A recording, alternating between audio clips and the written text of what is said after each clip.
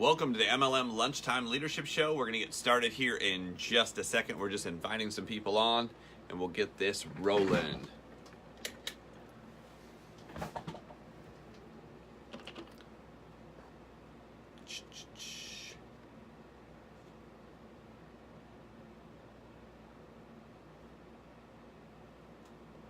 And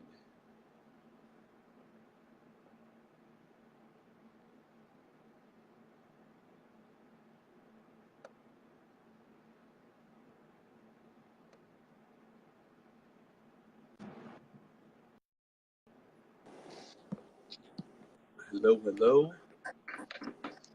Morning. Morning. I mean, afternoon. Yes. Morning, afternoon. Good morning, afternoon, Monday to everyone. How are you today? We're glad you're here. We are Bess McCarty of the MLM Millionaire Club and Jeffrey David Gamble of My Leadership Network. Jeffrey, thank goodness, is a John Maxwell certified trainer. So we're able to bring you these really, really important and wonderful lessons by John Maxwell. These are generic training for everyone in network marketing, but also in business and life. I know I've been a better person for having studied these. These are called the MLM Lunchtime Leadership Show, and they're every noon Eastern Time right here. You can go to that Facebook page, MLM Lunchtime Leadership Show, and join that if you're not already a member, and then you get the replays and the notices and everything for this. So if you're watching the replay, we ask you to let us know so we can thank you for that. Also love to know where you're from. And we will have questions at the end. Today, well, let me say real quick, our purpose is to help people grow and to educate, empower, and equip entrepreneurs and create independent servant leaders. Today is the 21st lesson or law of the 21 Irrefutable Laws of Leadership by John Maxwell. There's a free book you can follow along. I'll put that in the links. So today is our 21st one, and it's the law of legacy. This is pretty special. I'll turn it over to Jeff. Awesome. Well, guys, it's been actually a awesome time, a privilege to be able to go through all these, and we're going to go ahead and wrap today up with the law of legacy. It says leadership is one thing that you cannot delegate. It's something that actually has to be taken and earned. You either exercise it or you basically advocate it. There's just no other way around it. You got to build some leader. It says law number 21, the law of legacy. Learning the law of legacy, a leader's lasting value is measured by his succession.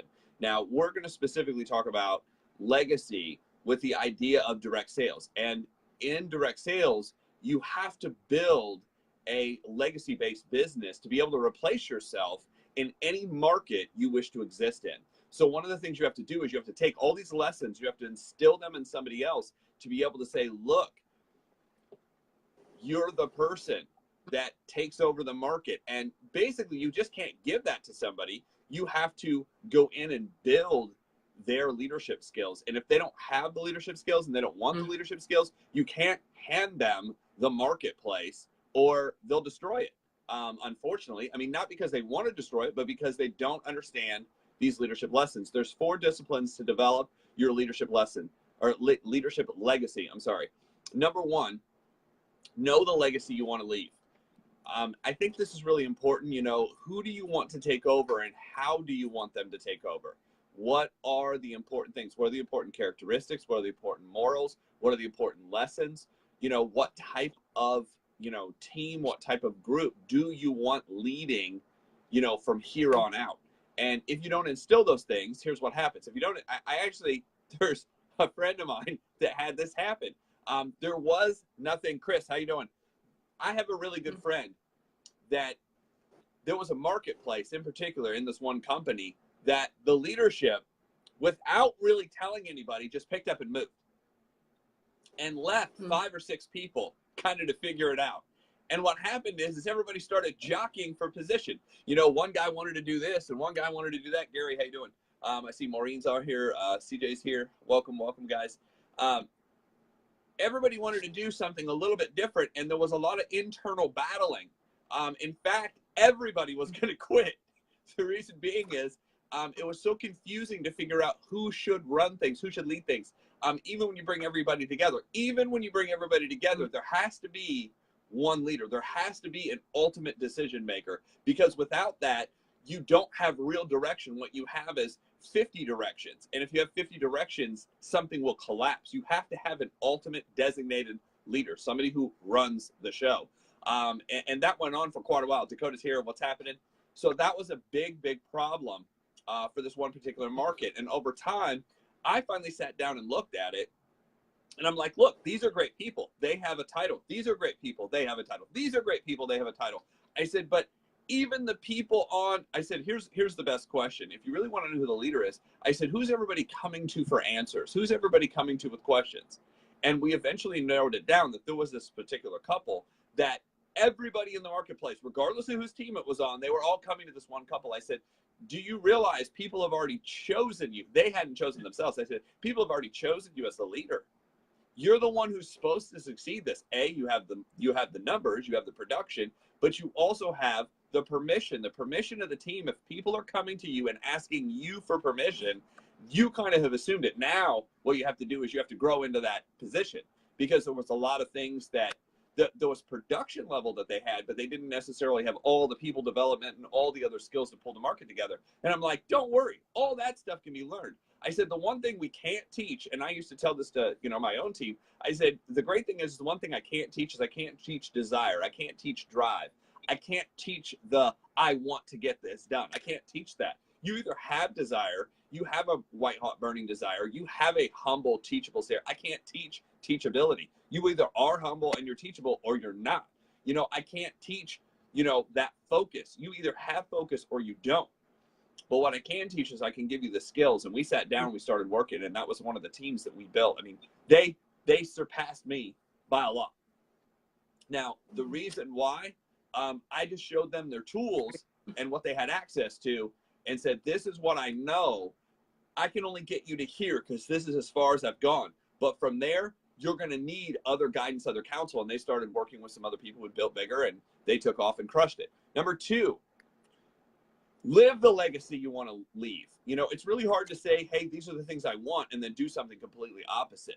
And this helps out with like future planning of, hey, I want to build a marketplace. I want us to focus on these things. If these are our core, like our core commitments, if a lot of teams, a lot of businesses have core commitments that are almost always identical. They just might have different names to them, but there's like 10 core that people follow. I want to leave that in place for my business. Now, we're talking about different businesses here. If we're talking about a traditional business needs to set stuff up and leave stuff for the next big leader that takes over the company. But in direct sales, we build marketplace to marketplace. So you have to build some of this in for people to take over. If you want true freedom, if you want freedom inside of your direct sales company, you have to think long term. You have to think, who in this marketplace could replace me if I wanted to leave? I mean, that's what I was always thinking. I was like, if I wasn't here, how can I leave? If I wasn't here, who's going to run things? Who's going to initiate the call? Who's going to set up the business briefing, open house, weekly meeting, weekly presentation? Who's going to run that? Who's going to organize it? Who's going to put their credit card on the line to keep it going for all these other people? Because all these other people are counting on somebody for that meeting. 3, choose who will carry on your legacy. You can kind of pick out a group of people and say, look, I'm trying to develop whoever's going to take over, and here's the thing. I want to work with whoever wants to step up. Now, I can point fingers at a group and say, these are the 4 I want to do it. But if they don't have the desire to do it, no matter what I teach them, they will not be able to eventually take over. It's really nice to be able to open it up and say, I'm opening up a leadership training. I'm opening up a leadership small group. I'm opening up an inner circle. That was one of the, hey, Max, how's it going? Different people are jumping on here. I'm sorry I didn't say hi to everybody, but hello, everybody. You can create an inner circle. And there's 2 things to the inner circle. Number one, you have to build it based on production. To be in this inner circle, you have to be producing at this level. The second thing is, you can be in this inner circle if you want to be in the inner circle. But to be in the inner circle, you have to show up and go through these classes. I want to teach this stuff. So what you do is you build, what one of my mentors said is once you get to 100 people on your team plus, you start building a Focus 30 group. Your Focus 30 group are the people who are producing that you start mentoring to be able to run things, to be able to take over. You're teaching them all the lessons, all the 1%er things. These are the people who understand the 7 skills. These are the people who understand the 10 core. These are the people who know how to recruit. They know how to team build. They know that stuff. But this is the bigger picture. This is teaching other people how to do it. This is dealing with the 4 personality types. This is dealing with the emotional side. This is dealing with the mental focus. This is dealing with the goal setting and the vision and these different things, and being able to develop everybody, not just yourself. Most of us enter network marketing, and there's only one person that we're really worried about, which is really sad because most of the time there's a couple that enters network marketing, and normally everybody's thinking for themselves, just one person, how do I do this? And if you're focused on me, understand this is a people business. You do have to figure out you first to be able to figure out everybody else. So what I did is I really stopped worrying about what everybody else was doing. I started focusing on me and figuring out what I was doing, what I was thinking. And until I figured out who I was, it was very hard to transfer anything because I didn't have it lined up for myself. When you don't have lined up your exact goals, your exact, here's what I'm going to do, here's how I do it, here's why I do it, it's very hard to transfer that to anybody else. 4. So these are 4 disciplines to develop your leadership. Number 1, know your legacy that you want to leave. Number 2, live your legacy. Number 3, choose who you'd like to. Now, here's the thing. You might not have a name, but you have a description, an avatar. Here's who I want. And it's really good to start thinking in every single marketplace you go into, here's the avatar of who I'm looking for to run this market, who can take over. That's who I want to pour into. And there may be more than one person. So then it becomes, who's going to grasp the concepts, who wants it, who's going to grasp the concept, and who is the best person to take over and lead the marketplace. 4, make sure you pass the baton. Like what I was talking about earlier. Great friend, great marketplace, great people. Here's the thing. I knew the leadership that left and I knew the leadership that stayed. So then that put me in a really weird position to kind of I was like, yeah, they did do this, but maybe they did this for you guys to figure it out. You don't have to spell everything out for everybody. Obviously the marketplace needs somebody, but there was a lot of issues. The meeting place that they were meeting was owned by somebody. It was owned. It had ownership. So then you had an owner that didn't have any production, that didn't have permission, that didn't have, there were a bunch of different factors going on. Anthony's with us. What's happening, sir? So know your legacy, live your legacy, choose who you want, and then be able to pass a baton.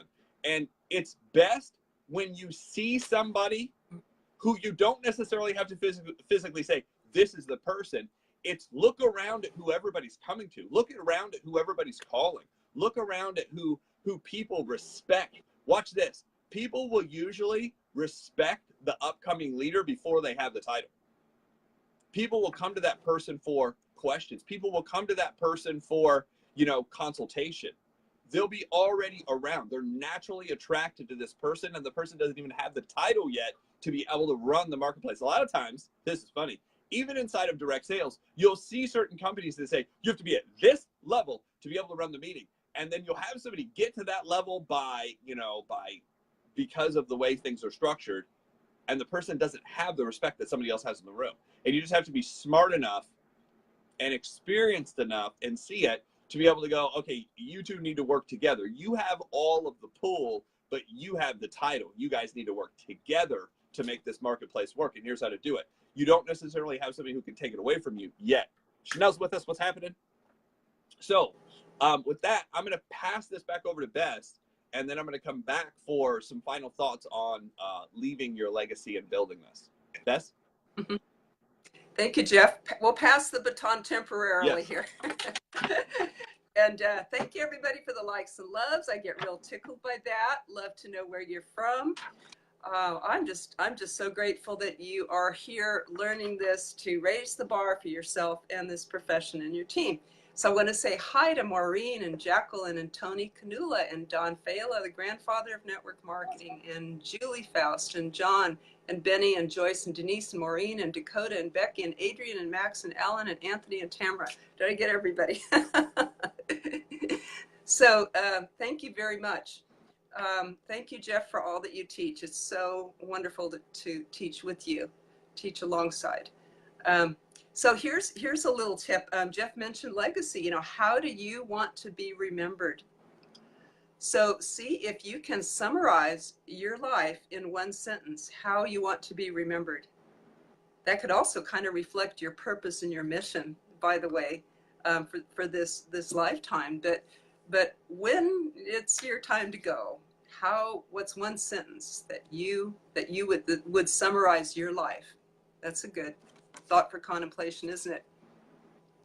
So thinking long range, there was everybody knows Coca-Cola and how huge they are. We just have a warehouse right up the street here. But the CEO, Robert Goizueta, if I'm saying it right, took over or entered into his position in Coca-Cola in 1981. It was worth $4 billion at that time. And by the time that he died in 1997, that's 17 years later, he increased that to 150 billion. And he did that by constantly saying, how can we make this better? How can we make our company stronger?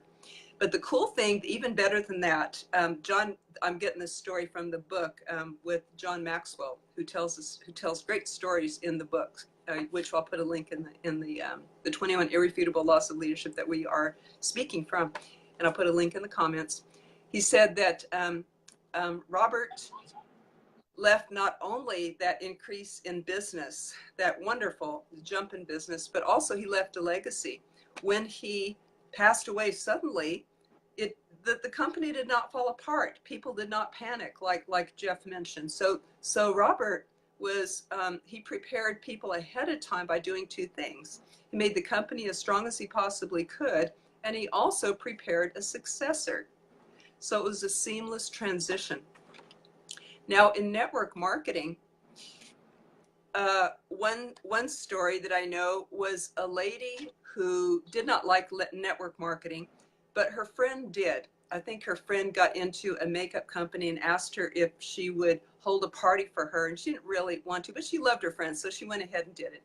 And her friend got some customers, and I think, did she even sign up under her? I think so. So, you know, this sort of side thing was, but her friend developed a nice little business. Well, one day, her friend called her over. Her friend developed a disease and called her over one day, and she was on the couch, and she said, you know, I do not have long to live. I would like to leave my business to you, because you helped me with it, helped me get going, and you've been so kind to refer people. And I think she might have even been on her team. And the lady loved her friend so much, she said, sure, I will. And she did it as a gift to her friend. Well, little did she know that when she began to put some energy into this business, even though she never saw herself as being a network marketer, it grew. And it became quite a substantial income for her and her family. And it was only years down the road that she realized, I thought I was giving a gift by reassuring my friend that I would take care of her customers and distributors and take care of her business after she left. I thought I was being the giver. But she said, I realized that I was being the gift, a tremendous legacy that she left me of years and years of very good income. So I hope that we remember and realize the wonderful legacy that network marketing has built into it. You can leave this even to your family, your children, for years to come. And Jeff, you told me a story about Mark Yarnell and what he left his widow. Could I hear that again? I don't even remember that story, so I'm not sure. I'm not sure if that was one of our late night conversations or something that I had just read. But I do have several friends inside of direct sales, in particular, that, you know, there's a great story of, you know, not Mark Yardell, but another company that's been a legacy company that's been around for a long time. A gentleman by the name of A.O. Williams started a company years ago. And he actually read through and he said the power and benefit of building long-term residual income is being able to leave somebody. He talked about several people on his team that were earning over $10,000 a week because of businesses they had earned. Now, we have a great, I have a great mentor in the business that built the business. He actually got started in 1964 in Rome, New York. Built for 5 years to what they considered the top level in that company at that time, went on to put over 1 million people inside of network marketing. He sponsored 50 wide and created 25 organizations that were millionaire organizations, meaning there were multiple millionaires in it. Over 1,000 people at one point who earned over $1 million a year in 1 year. The legacy still lives on. Now, the interesting thing is he built from the 60s into the late 80s and literally retired from actually recruiting and sponsoring people in the 80s. He went on to speak in the 90s and I think up to about 2000, but he's been retired for over 20 years, been retired for over 20 years. And not only does his business keep going, but his kids got involved in the business, and now his kids' kids are involved in the business, running things. He also owns a personal development company that basically feeds the business its information, you know, it feeds the organization its information, and that business also has been passed down. His kids actually, he formulated it, his kids started running it, and now his kids' kids are involved in operations and will end up taking it over. I think that's really, really cool.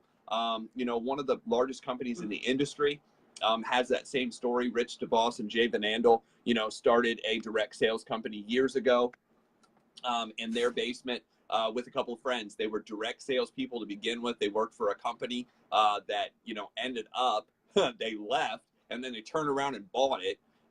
Built the company for years.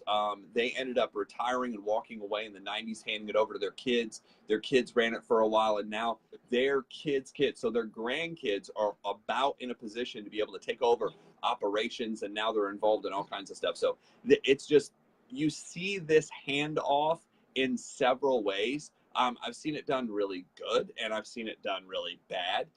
What you want to do is you want to focus on doing it ahead of time. You want to think ahead to be like, how do I want to be supplanted? How do I want to pass this on? And here's the thing: if you never pass on what you know, A, somebody isn't going to run it like you'd like, and two, if you never pass it on, you can never leave. You can never leave. And the object of, you know, direct sales, if you really want the freedom, isn't to be the top guy who knows everything, who's delegating everything, who's doing everything. You want to be the top guy that other people are like, oh, I got my market. I can run this by myself. Oh, I can do this. I loved it when I built one of my businesses to a point where the marketplace, there was another marketplace that was running an event and everything. And here's the thing: you'll get to a point where eventually you'll sponsor somebody you don't know. Then that's the best feeling in the world. Somebody sponsors somebody and you had nothing to do with it. That's cool. Now, the next thing is when somebody gets a check and promotes and you had nothing to do with it, meaning you weren't directly involved, but it was in your business somewhere. That's like the second best feeling. The next best feeling is when you get down and you have somebody raised to a certain level in the company of respect where everybody else knows that person. I mean, that's the most unbelievable thing in the world. But when you have people rise past you, you know, I had a guy who rose past me, who was able to outbuild me, who was able to out-recruit me. His team started growing away. And what I realized is I was standing in a circle up with about a dozen people, and I look over, and that guy's circle up is 2 to 3 times. I think it was around 30-some people. Maybe it was 35, 36 people. It was twice the size, if not 3 times the size of the group I was talking to. And I was like, wow. It was funny because initially I thought, wow, who is this guy? And then I realized it was somebody who I had worked with. And I was like, wow, this is where it really transfers. This is where it really gets good, is when you've, you know, supplanted yourself and they're building leadership underneath their team and you're not even there. That's where legacy takes on a whole nother thing, where it can grow without you. So leading others to the law of legacy. Number one, if I train someone to do what I do, I might work myself out of a job. What happens is at first in network marketing, what usually happens is it doesn't work like that. You're not worried about getting replaced of your job. What people are worried about getting replaced is, well, I'm not going to be able to speak. So it's more of an ego thing. You know, well, I want to speak in my marketplace. This is my marketplace. I've had leaders say that. Well, it's my marketplace. I'm speaking. I'm like, well, isn't the objective is to give it off to other people so you don't have to? You know, I would have loved to have somebody else stronger come in to be able to do this. But in some cases, I don't. What I really learned to appreciate is sometimes you have somebody who's not quite as strong as you take over. And what happens is you give belief to the people who aren't as strong. It was amazing who don't have that belief level. They're like, well, if they're letting this person get up and do it, I now have a chance. I have a shot at doing this. And what happens is you build belief for other people. So it doesn't always have to watch this. It doesn't always have to be the strongest, the most elegant, the perfect speaker. It doesn't have to be the person who takes over. It just has to be somebody qualified that goes through the process, that's in the process of learning these lessons. Two, I always get overlooked for promotions. Here's the cool thing. Inside of direct sales, you'll never get overlooked for promotions because promotions are based on production. This is not about politics. This is not about knowing the right people to get in. It's simply doing the work. And that's one of the things I absolutely love about direct sales is that's what it pushes towards. Now, there's a difference between qualifying for a level and being at that level, because a lot of times what happens is we'll climb and we'll hit a level, and then you'll bounce in between a couple levels in the business, because sometimes there's a really good month once a year. Here's the thing. You want to honor the person who made it, but you don't necessarily want to put that person out front all the time if they're not producing, if they're not doing the deal. So that's one of the things you want to kind of keep in mind when you build to a certain level. Don's with us and watching. Welcome. So I like to look at it like this. If you want the legacy, it starts out with the correct programming. And the correct programming then leads down into your philosophy of what you're going to do and how you're going to do it. And that philosophy leads down into your identity of who you are, who you believe you are, who you think you are, who you identify with. That leads down into your thinking, that leads down into your attitude, that leads down into your actions, that leads down into your actions will eventually develop habits. Your habits will develop results. Your results will develop into lifestyle, and your lifestyle that you live will eventually create your legacy. So here's the thing. If you want to get the legacy correct, start working on your programming, start working on your philosophy, start working on, your identity and how you think and your attitude. That section right there has everything to do with your long-term outcome, because that's how you process all the information, everything that's going on, every phone call that comes in, every TV show you watch, every movie you watch, every conversation you have with anybody. That the programming, philosophy, the identity, the thinking, and the attitude, that block has everything to do with how you're going to go out and execute your activity. And if you don't get that stuff right up front, that's why a lot of people go out and they have activity, they're doing stuff, but they have all these weird outcomes and they can't figure it out. It's because you've got to get that block up top right to be able to run everything else, and that's what creates the long term. So with that, I'm going to turn it back over to Bess. Thank you, Jeff. I want to ask everybody to like, comment, and share if you're getting value or you know somebody who could get value from this. And I want to say hi to Andrea, Catherine, and Travis. So leadership culture. Two more stories I'd like to tell about the legacy thing. Y'all have heard of Jimmy Smith. He was the butcher that about age 40 hurt his back and found network marketing, had a bunch of misadventures with it, but eventually he and his family, he and his daughters, I think 2 daughters, joined him in his business, and together they've all made about 30 million, the last that I heard. So yeah, not only your family, but your team, like Jeff was saying, the legacy. Just think of the ripple, that you make in the pond. It goes on and on and on. And network marketing is a structure, a genius business model like that to make that possible, so that the benefit just goes on and on and on, way beyond you, way beyond your death or anything like that. The people's lives that you will touch by sponsoring people. I have a friend who has 500,000 people in her team. And of those, some of them have changed their lives either a little or a lot. It's just amazing how that rolls on almost on its own momentum. So a couple tips to make sure that that happens is develop a leadership culture, not a me culture, just like Jeff was saying.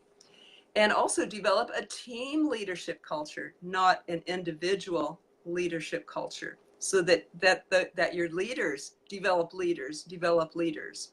And remember to pay the price today to ensure success tomorrow. Just last night, Jeff and I were teaching a quick start basics class for network marketers. And Jeff told the story of when he would sponsor people, he wouldn't just sign them up. He'd go back to the people that have already said no, or maybe later, and offer to put them under them. Even though he made less money up front, he was building for the future. He said he was building for security versus profit. And he was building people. He was building people rather than just himself. So I love that example of thinking ahead like that. Do you guys have a takeaway? What's one thing that you loved most that you got today? Maybe that you can hopefully also commit to put into practice for yourself as a leader. And do you have any questions? Because we'd like to open that up, whether about leadership, about legacy, or about network marketing. You can request to be on my text list for these. Just private message Bess McCarty and let me know. I have people that I let know before every show. We'd love to invite you to our Facebook group, the MLM Leadership Show. And back to you, Jeff. So guys, this is the last lesson in the series for the 21 laws. So what we want to do tomorrow is we're going to do actually a recap of these 21, go over kind of what impacted you the most, what hit you the most, what you feel helped you the most, what you particularly got out of this lesson. So we really want it to be about your feedback.